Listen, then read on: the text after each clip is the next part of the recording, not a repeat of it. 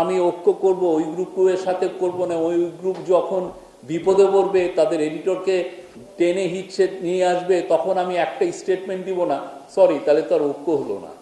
তখন হয় কি, তখন এই অনৈক্যকে যারা সরকারে যারা থাকেন, যারা শক্তিশালী গ্রুপ, এটাকে এক্সপ্লয়েট করেন। আমরা চাই না এটা এক্সপ্লয়েটেড হোক।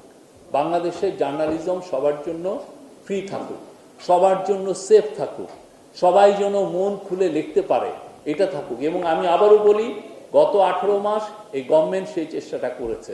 আমরা কতটুকু সফল হয়েছি আপনারা এটা বিচার করবেন। আমাদের মাত্র আর 2 সপ্তাহের মতো আছে, এই গভর্নমেন্টের আর 2 সপ্তাহের মতো আছে।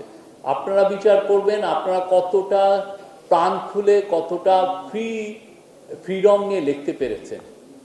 অনেকে অনেক কথা বলেন, অনেক বিষয় তুলে আনেন। আমি আবারও বলবো, কোনো জার্নালিস্টকে, এই গভর্নমেন্টকে ক্রিটিসিজম করার জন্য কোনো ধরনের কোনো সমস্যায় পড়তে হয়নি, কোনো সমস্যা পড়তে হয়নি।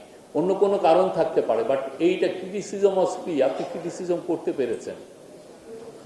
আরেকটা হচ্ছে যে অনেকে গ্রামে, মফস্বলে যারা, মানে অনেকে আমরা দেখেছি যে হিউম্যান রাইটস গ্রুপগুলো বাংলাদেশের যেই জার্নালিজমের যে রিপোর্টগুলো করেন, যে বাংলাদেশে গত বছর 696টা বা 495 জন সাংবাদিক অপদস্থ হয়েছেন, ভায়োলেন্সের শিকার হয়েছেন।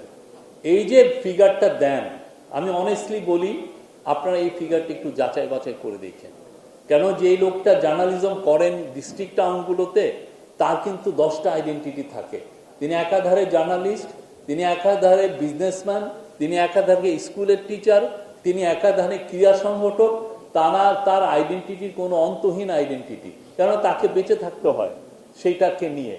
তখন তাকে যদি সে একটা ক্রীড়া সংগঠনের কারণে যদি তাকে অপদস্থ হতে হয়, তাকে আপনারা অনেকে লিখে দেন যে না, সাংবাদিক একজন অপদস্থ হয়েছে।